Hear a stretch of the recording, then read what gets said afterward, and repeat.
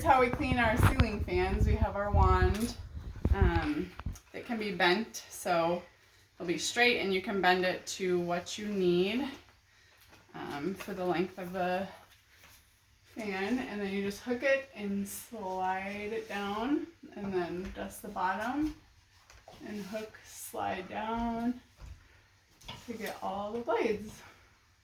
And then at the very end, we'll straighten this back out and hook on top and go around the top.